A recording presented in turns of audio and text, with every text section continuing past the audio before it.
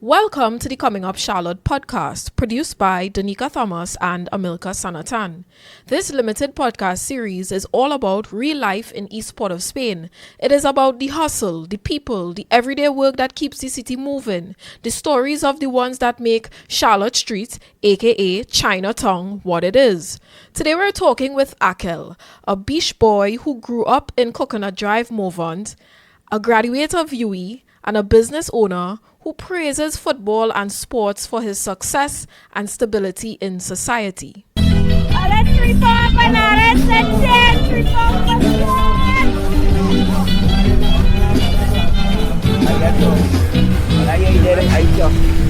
We are the Queen's Park Savannah right now, and welcome to Comin Up Charlotte Street. Well, thank you for the invitation. It's a cool vibes, Akel. One of the things that you have done is have a real presence. Coconut Drive move. I will speak to your life as an athletic person contributing to sports for development. You have moved from a player to a coach to an institutional organizer.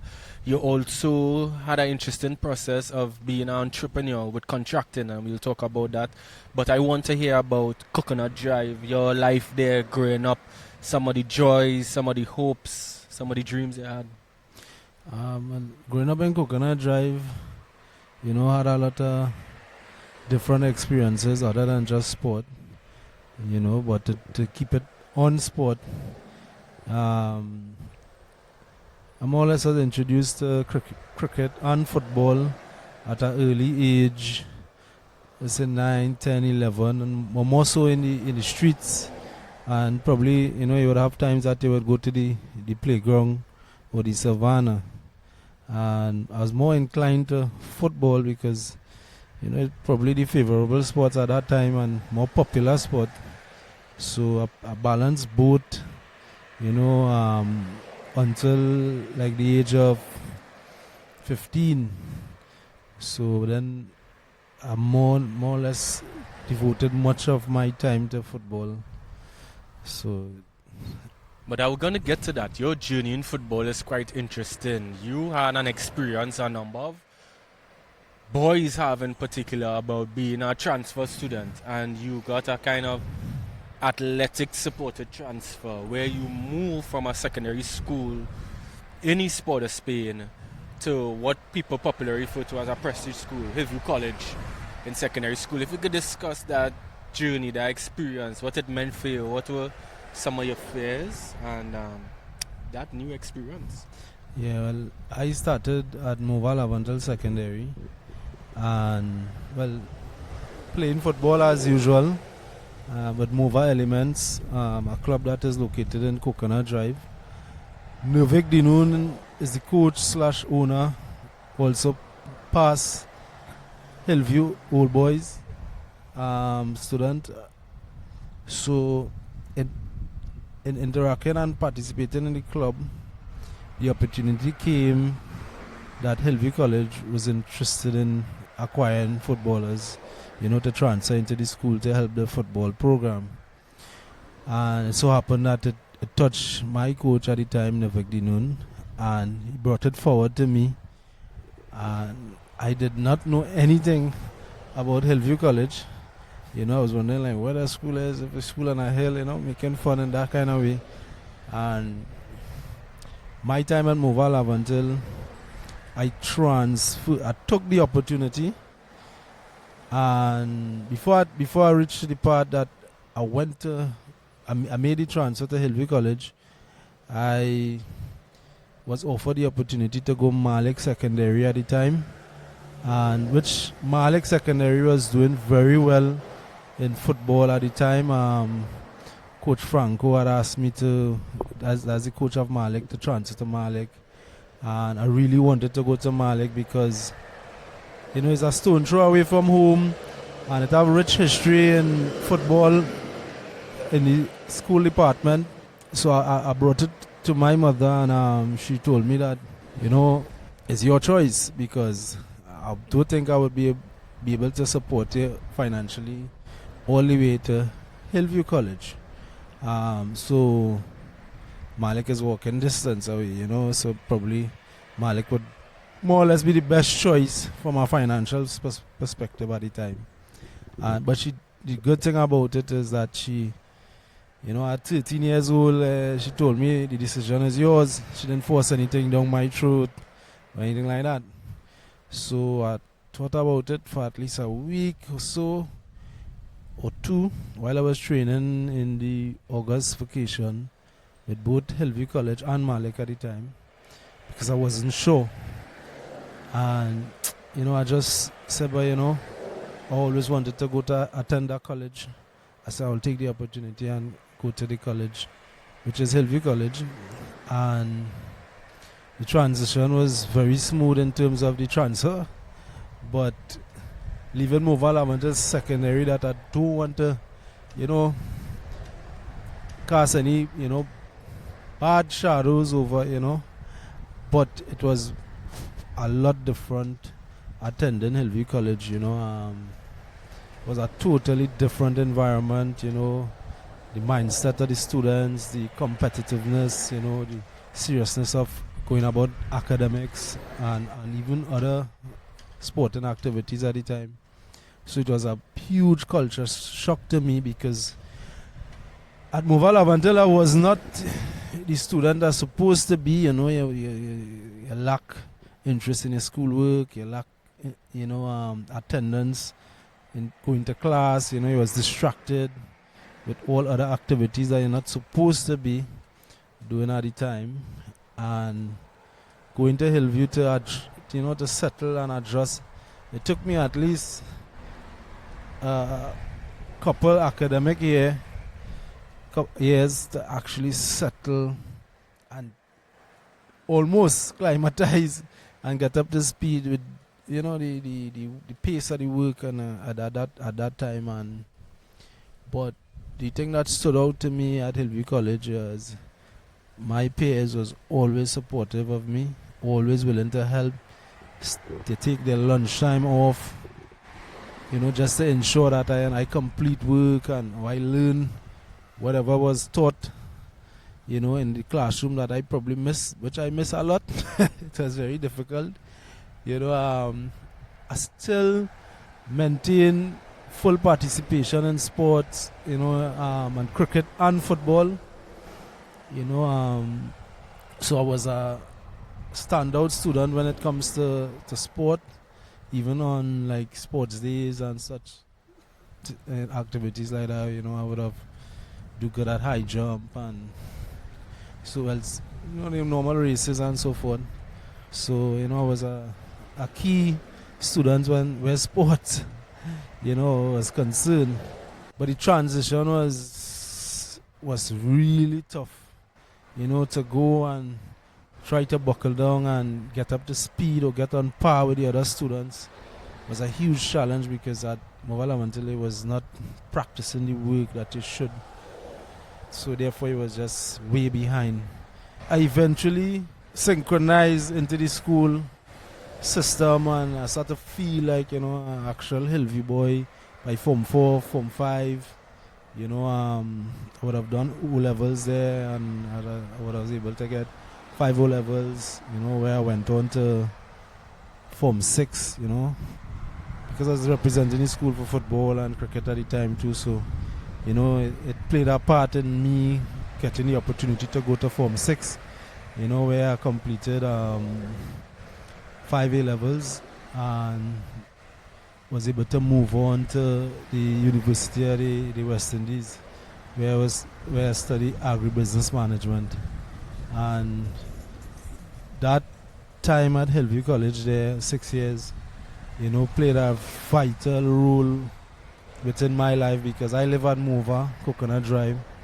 So I was able to see both worlds, So when you're home, it's a different livelihood as opposed to at school, different students, some different environment, different in background, what we may call, a more settled background, maybe upper middle class or upper class, and it gave me a huge experience in terms of how to look at life from other perspectives, because you get to see on the other side of the fence.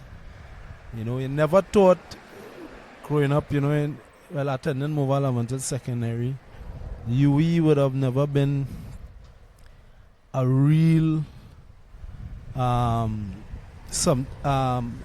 would say a pathway that you would probably enter into, because you just see challenges in front of you, and your work ethics is poor also, as a student. So that was out the window, and going to Hillview College and sitting with other students in the classroom, and otherwise, their aspirations and goals is at Form 2. They already know what they wanted to do with their life, as a doctor, a lawyer, engineer, whatever the case is. They actually had their stuff planned out, most of them. And I was like fully amazed to know that,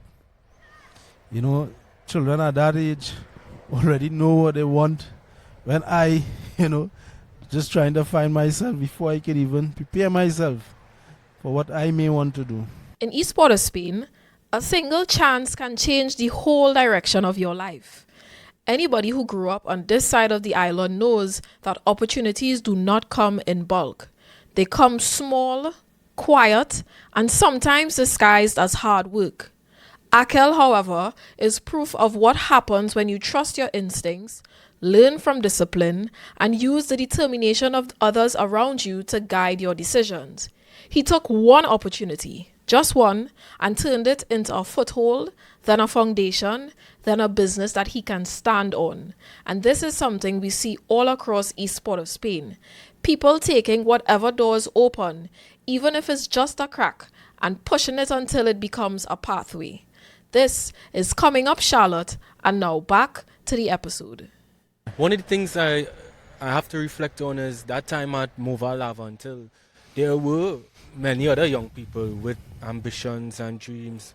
You said aspirations, those goals, and you would obviously have friends and peers that you had in Mobile until. How you think about the support that they needed to kind of manifest those futures? I get the sense when you were at Hillview, you felt a lot more support for your academic endeavors and the football and cricket programs.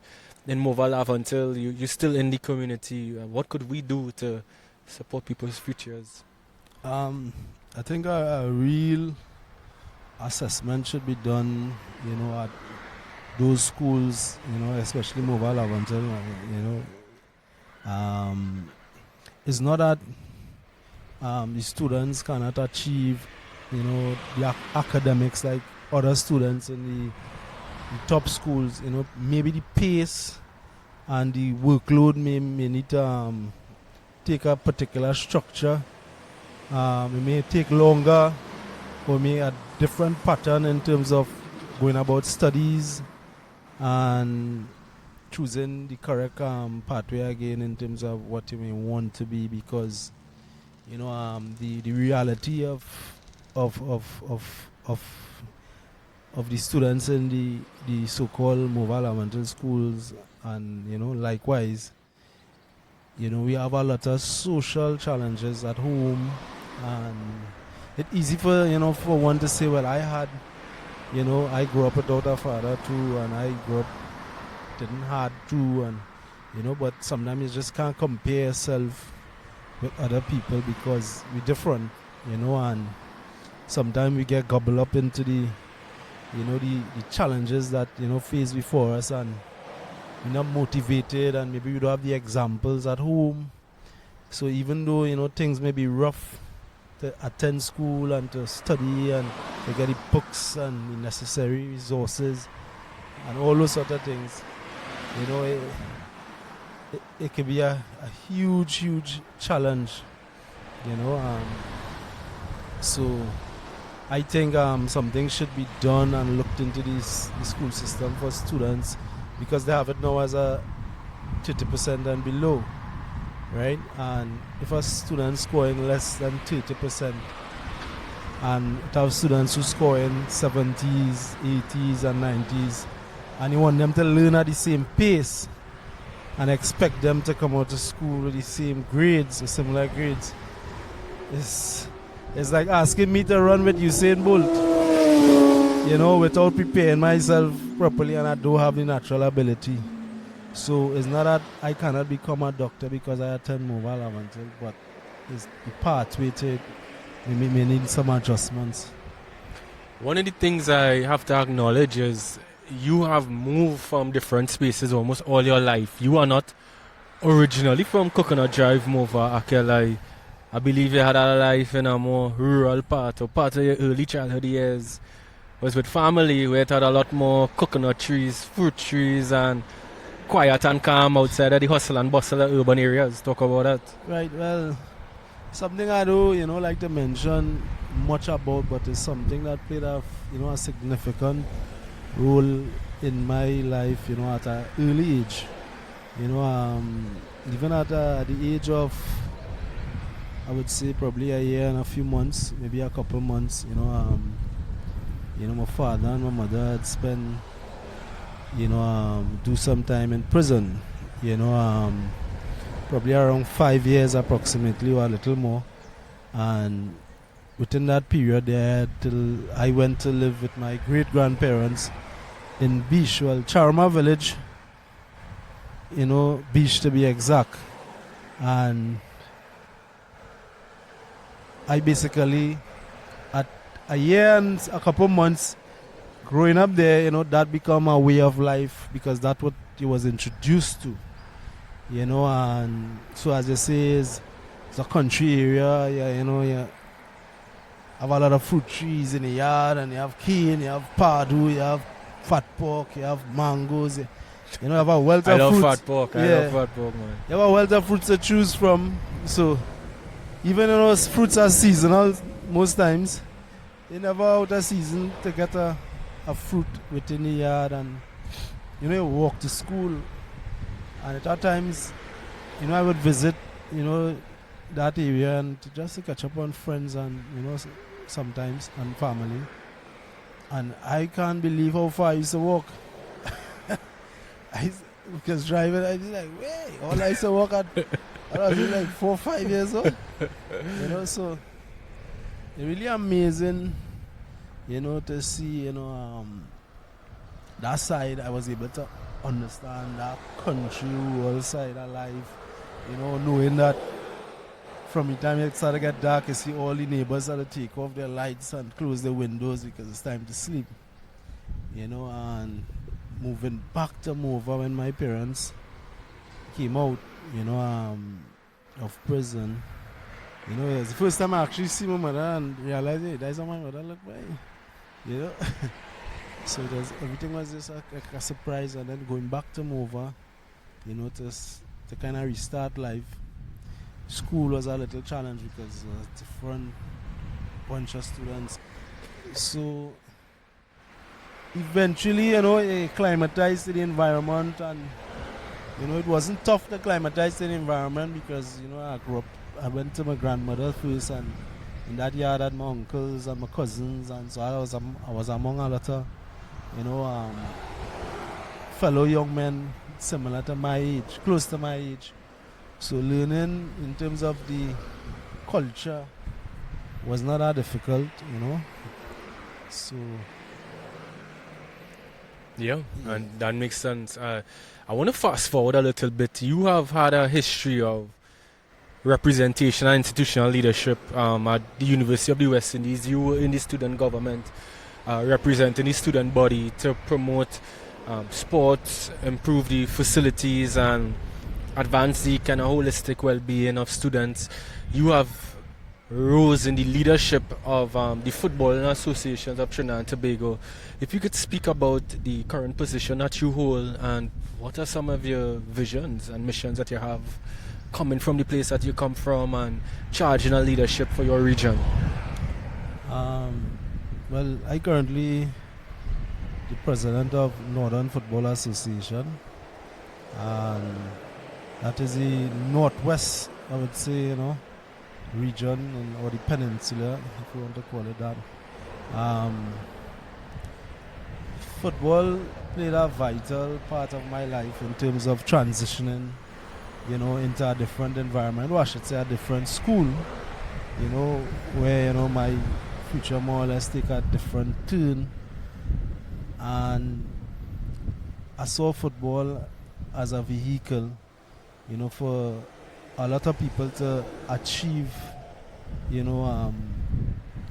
things that they would want to achieve.